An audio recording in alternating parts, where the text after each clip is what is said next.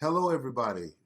How you doing today? And welcome to JA Today. I'm your host, Super Bowl champion Ellis Wyms. Now we have a very special guest today. They say when you wanna know about something, you want to get it straight from the horse's mouth. Well, we have the literal horse's mouth today of JSET, Mr. Joe Burke, President and CEO of JSET. Joe, how you doing? I'm doing well, and I'm not used to being called an equine person, but sure, we'll go with horse's mouth. Sounds good. You are the horse. You are the horse's mouth. We're getting it straight from you today, straight from the guy. We'll start off here, man. Just give us a little bit about JSET, the current mission and vision, and what you guys are doing over at JSET. Sure. So the work. So I stepped in this role 4.5 years ago, and we worked with the board to really reimagine what the organization would be, and we look very different today than we were 5 years ago. And we focused really on a handful of kind of key imperatives that we wanted to drive. One was we wanted to reach out to more under-resourced communities to provide more equity of opportunity.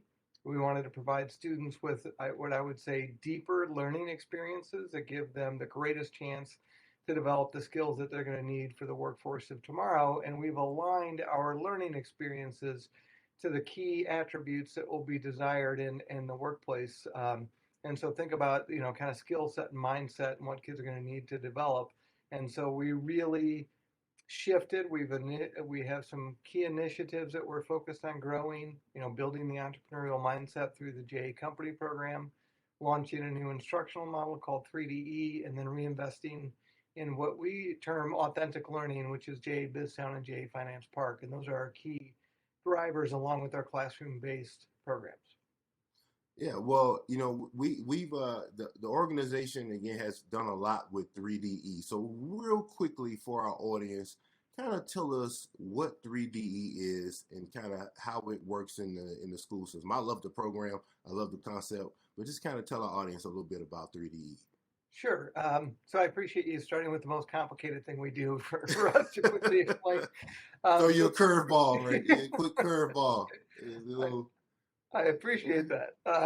So 3DE is actually it's a fully integrated instructional model that we utilize in partnerships with a school to elevate student learning. And the vision for 3DE is to systemically re-engineer high school education to expand economic opportunity for all students. And so I'll kind of talk about it a little bit about that re-engineering high school education. So effectively what 3DE does is it utilizes competency-based case methodology as an anchor for high school education. So students are getting a chance to interact with different companies throughout their education process, hearing about real problems that the companies are facing that they're looking for solutions for, and students get to work in small groups to solve those problems. And they're all anchored in key competencies, again, that tie to what the future of work would look like. Yeah, and that's why I love the 3DE program. I love how a lot of our programs integrate and work with Fortune 500 corporations, so they get to solve real world problems that these real companies are having. I love the Arby's challenge that we Yes. had, where they was trying to figure out how to get young people in the Arby's when the customer base is a bunch of old guys like me. Yeah. Me and you that like to eat a lot of big meat sandwiches. How do we get younger folks in the Arby's? So I love that. I thought it was funny to hear the Yep. kids come up with solutions to those issues, but it's great to just kind of see kids to be able to solve real world issues and real problems that a lot of our a lot of our largest corporations and companies face. Sure. So again, so you guys will serve over 100,000 kids in the greater Houston area for this school year. Mm-hmm. So give us an idea of the impact that you think our programs have on that 100,000 kids that JSET will serve this year. Sure. So the thing that I really like about this organization is we have since the early 90s invested in independent evaluations. We're one of only a couple of nonprofits that have done so to make sure that we are seeing measurable impact and the outcomes that we desire to drive through our programming and initiatives. So I really feel good about that. And so, For example, in that 3DE model we've implemented, we're currently in 4 high schools in Houston, and we've seen in the schools last year, we really are studying 2 different indicators. Some leading indicators, like are we driving student engagement, and then lagging would be more about academic performance. And the leading indicators, and we're measuring basically attendance. And so we saw a 40% reduction in chronic absenteeism among the 3DE students compared to the Wow. non-3D students, which is significant. Fewer incidents, 24% fewer incidents of out of school suspension. So we know students are more engaged in the education process. And then ultimately that translates to year-end STAR test performance. So here in the state of Texas, the end of course test is called the STAR exam. And so we could measure the 3D students' performance compared to the non-3D students. And in all those examples, the 3D kids are outperforming students in the traditional high school. So we know it's having an impact. And ultimately what we're driving to as we get to year 4 of the implementation of the model at our first school, Austin High School, is just to track graduation rates, and then even track students beyond that to see, are they more engaged in advancing their education, whether that be certifications, 2-year degrees, 4-year degrees, whatever path they choose.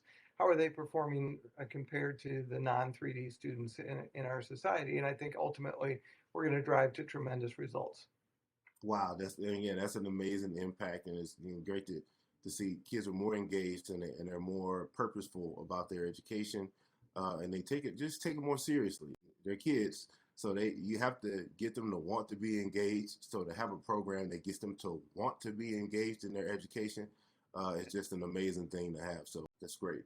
So essentially now you are the head coach of Junior Achievement Southeast Texas. Going into my football background to get a little bit, you are the head coach over there. So as you assess what do you say? What you got? I hope I have longer tenure than the average NFL coach. I'll just say that. Yeah, NFL stands for not for long now. So you better be on your job. You better be on your Bill Belichick over there. You better be winning and winning consistently, or Yep. you know how it goes. It is not for long.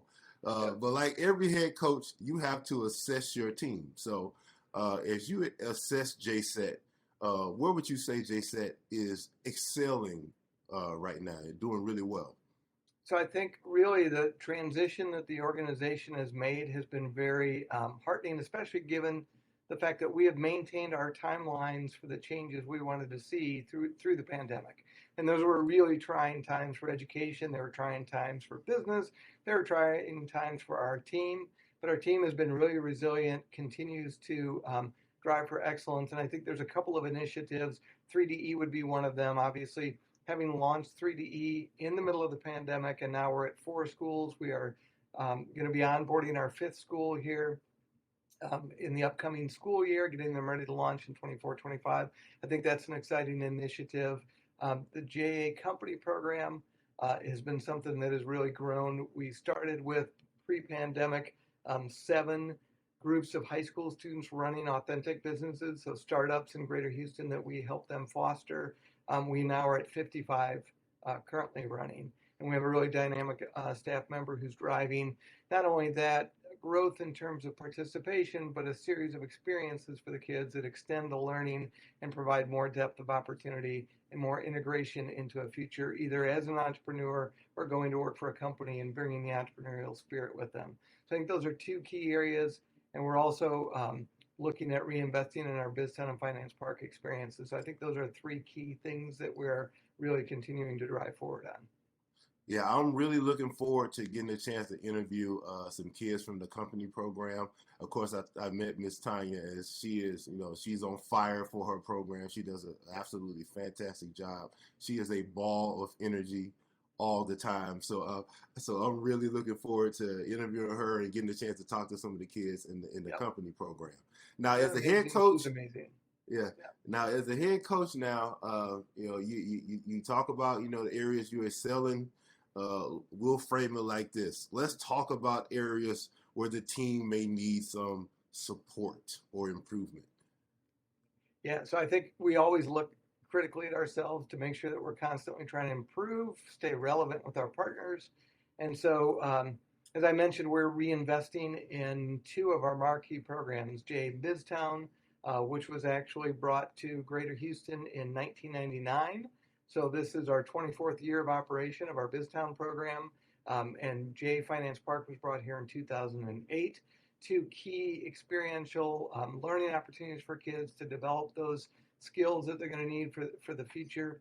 And so we are currently in the midst of a capital campaign to build a new facility that will house an updated modern version of BizTown and Finance Park and our offices as well to bring the team together. And I think I'm really excited about it because we own a building. It's a bit of a tired asset. It's not big enough. It doesn't have enough parking. It's really not the right fit. And so instead of looking at this as an exercise in replacing a tired asset, the board has looked at this through the lens of how do we modernize these experiences and how do we view our work through the lens of the critical skills kids will need for the future and reimagine those experiences. And so we worked with a very creative team from Accenture to redesign a new iteration of JA BizTown. We did it internally with our team for JA Finance Park, and I think we're going to really provide a contemporary experience for kids that gets them ready for tomorrow. Yeah, I mean, and again, that's great. You would have been great as a head coach, man. You would handle that podium pretty well. Like you get on that podium, you're firing questions at you after the game. You just lost 42-0. I think you'd handle it. Well, I appreciate that. Hopefully, we're not losing. Hopefully, we're not taking L's like that. But I think you would do great as a head coach. I appreciate you handled the podium very, very well. So tell us, how do you think how can others get involved with JASET? Like, what would you need from the community? Yeah, that's a great question. So I think there are two things that really drive this organization. One is what we do is really dependent upon volunteers. And when we look at the ways people volunteer, a lot of times for our elementary programs, we have parent volunteers. We've got high school students that volunteer to deliver our elementary programs, and that works really well. But when we get into some of the key initiatives like 3DE, like providing Finance Park coaching or BizTown coaching, we're really looking for companies with pools of volunteers that are looking for the chance to share their work experience and their life experience with young people. So companies that are interested in partnering in a skills-based volunteer opportunity where they can really start to impact their future workforce, we would look for companies to volunteer with us. So that is definitely an opportunity that we seek help with. And then any nonprofit is always going to be looking for funding opportunities. As I mentioned, we've got a capital campaign, the Building Tomorrow's campaign, that we're in the midst of. And that's something that we're seeking support for as well. Yeah. I've seen some of the renderings for the new building with the Building Tomorrow's campaign. I think it's going to be fantastic. The new building, not just for our programs, but I think there'll be opportunities, for companies to come in to create content. Kids will learn new skills. They'll learn skills that are very, very relevant to today's economy, today's entrepreneur, the type of employees that our corporations are looking for. So I'm really, really excited. I know we're almost at the end with the fundraising part of it. Hopefully we can get some companies, some corporations, some people to help bring us over the top.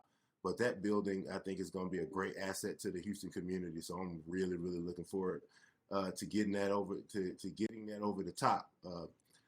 So we have some great events coming up here. We have really, really fun events, great events where people can come out and we'll have some camaraderie, have some fun, play a little golf, do a little bowling, clay shoots.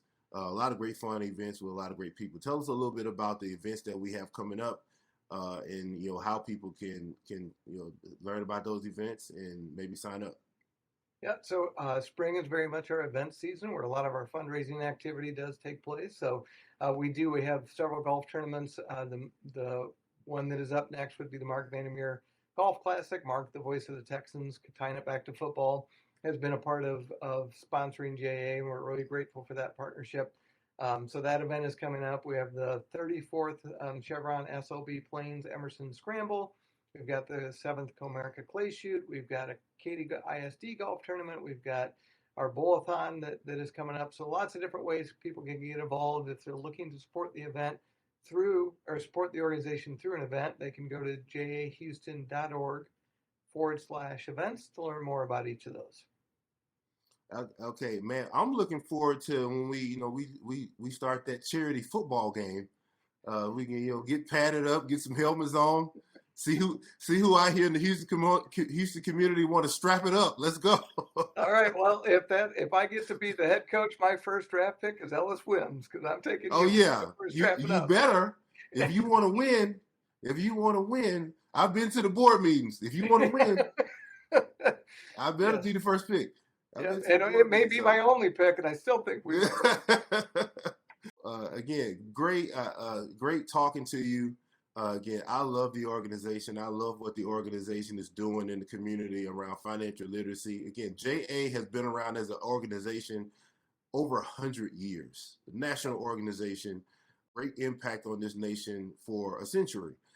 So to be a part of helping expand and deepen that impact here in the Houston area, it's a blessing for me. So again, thank you for joining us today on our JA Today podcast. And we'll be updating you guys monthly on what's happening and what's going on. Please go to our events page and sign up to come out and play some golf. I'm terrible at golf. I don't know about you. I'm somewhere between kind of okay and absolutely terrible, somewhere in there. But I'll go out and play a little bit and we'll have some fun. But thank you guys for joining us, and I'll see you next time on JA Today.